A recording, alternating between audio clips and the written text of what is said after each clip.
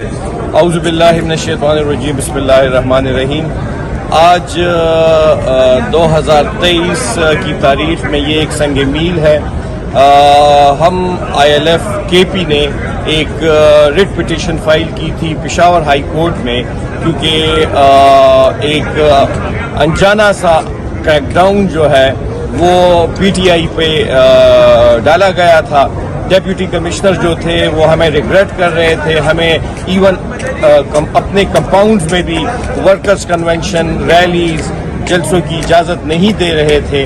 تو پہلے تو یہ پوچھا گیا گورنمنٹ سے کہ آپ یہ بتائیں، ایڈوکیٹ جنرل ان پرسن پیش ہوئے اس کیس میں، جو ٹائٹل تھا علی امین گنڈا پور versus government of Khyber Pakhtunkhwa.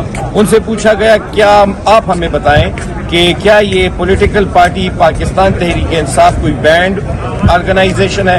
انہوں نے انکار کیا کہ نہیں جی، یہ ایک آئین اور قانون کے تحت ایک registered political nationwide party ہے، اس پہ کوئی کریک ڈاؤن نہیں ہے، نہ گورنمنٹ کی طرف سے کسی طرف سے اس پہ کوئی پابندی نہیں ہے۔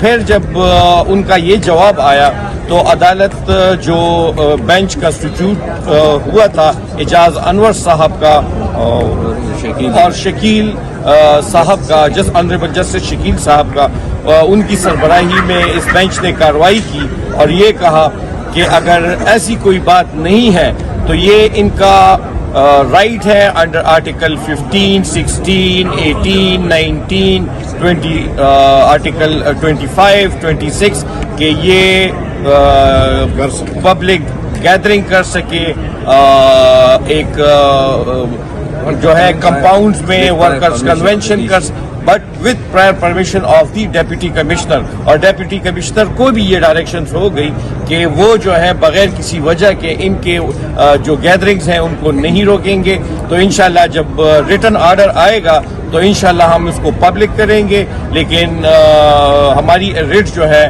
وہ آنریبل جسٹسز نے الاؤ کر دی ہے۔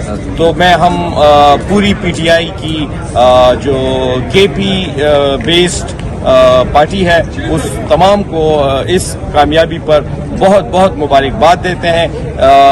اس میں ہمارے جو ہمارے برادران ہیں، جو ہمارے بھائی ہیں، جواد صاحب، ارشد صاحب جو خود اس کیس میں پٹیشنر تھے، جاوید صاحب، وقاص بھائی، آرگومنٹس ہمارے ہوئے، اور انعام یوسفزئی صاحب بھی ہمارے ساتھ تھے لیکن ابھی میرے خیال میں ہمارے ساتھ ادھر نہیں ہے۔